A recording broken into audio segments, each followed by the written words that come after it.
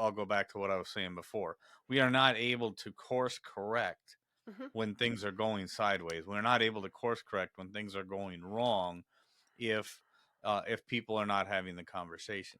Exactly. Yeah. And I want to throw in a third one then too, because the other one that really bothers me the most, and this kind of goes to a lot of the things that I talked about with my friends from the Pro Human Foundation, and a number of conversations I've had on this podcast, whether it be on this podcast or friends from Braver Angels, or things like that, is when we don't allow ourselves to be subjected to other opinions and other points of view. It what it does is it increases the amount of ignorance that we have for other people in other, call it tribes, or groups, or whatever box or however you want to label those boxes.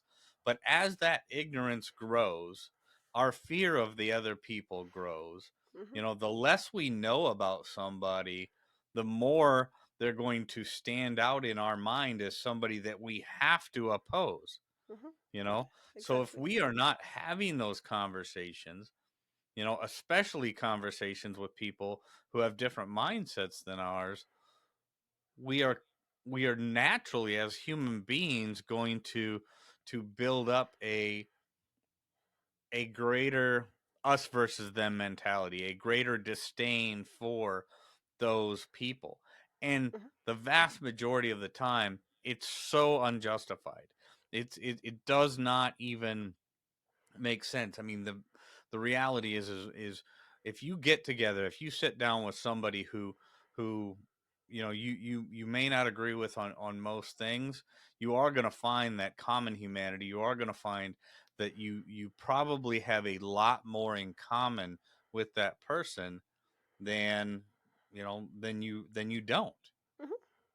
I think that's absolutely true. Like, I'm really happy to let the other side of the gender issue speak. I have no problem. I don't want to shut them up, because I know most people are kind of tacitly captured by this, and I know they're not terrible, horrible people. I know even the radical activists, as much as they really grate on me. Like, I mean, I recently, earlier this month, was face to face with some of these most radical activists, and it was actually a pretty interesting experience to see them in person versus just online. Because so I'm in Calgary, and I was invited to go up to Edmonton, the capital of this province, to take part in a roundtable discussion about the policies that were proposed.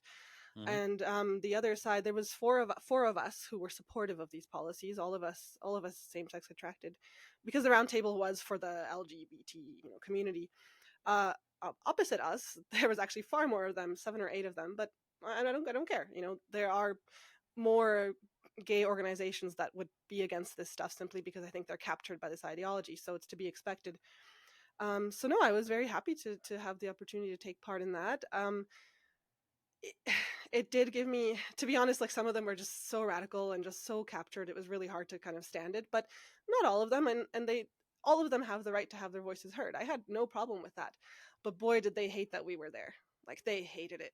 We were kind of getting into this discussion, and this one man, he Christopher Wells, he kept motioning over to us, like, why are these nobodies here? Like, why are they here? Because he's some chair at some university, right? And he thinks he's got the right to speak. And like, most of them, Hmm. like I said, 4 or 5 of these people, sure, we totally disagree on this issue, but they were calm, they spoke, they weren't yelling. It was with a minister from the government. They weren't yelling at her. But there was like 2 or 3 of them that were crying, telling her this is going to again kill children. This one man, he just was basically shouting at her, and I really thought that was just so disrespectful. Like, I had to chime in, and I was like, this is, I can't stand watching this. Like, we're supposed to be having a discussion, right? Hmm. Hmm. But again, I'm not upset that they were there. Like, it was actually pretty cool of our, like, we have a conservative government at the moment, to invite this other side to be heard. Sure, maybe it's not going to change the policies, it might, but they are being heard. But then this crew that was there, they get out after the roundtable meeting, they go downstairs to the media, and all they do is call for the minister and the premier to resign. And they say they're not being heard, they're not being listened to, right? And Sure, so sure. I had to actually come in and kind of tap one of the news anchors and be like, look, we were there too. We were on the other side. Would you like to speak to us? And actually, they did speak to me. But where this is going is, it's actually quite funny, because just a few days ago, Justin Trudeau came to Alberta. Hmm. Um, And I think he did it quite sneakily. I don't even know if Daniel Smith knew he did it. And he came and he met with those people who were at the round table, but only the ones who were on the other side, only the ones who were against the policies. We were not invited, right? I don't know if I would have Okay. taken the invitation even if I had it, but right. So it's funny because the conservative side is actually trying to make them feel like, look, we do want to listen to you. We're not trying to shut you out. But then Trudeau comes to town and it's just the one side, right? And he's tweeting about, oh, I met with the LGBT community today. It's like, well, no, you met with a very small radical portion of them, right? Right, a And small radical yeah, subsect of them that agreed with you anyway. exactly. Like part of the thing I tried to mostly express in the roundtable that I was at was like, look, these people are speaking for themselves, but I do not like that they seem to be speaking for me because they kept speaking for the community, for the community. And I'm like, there are four of us here who are not of this opinion.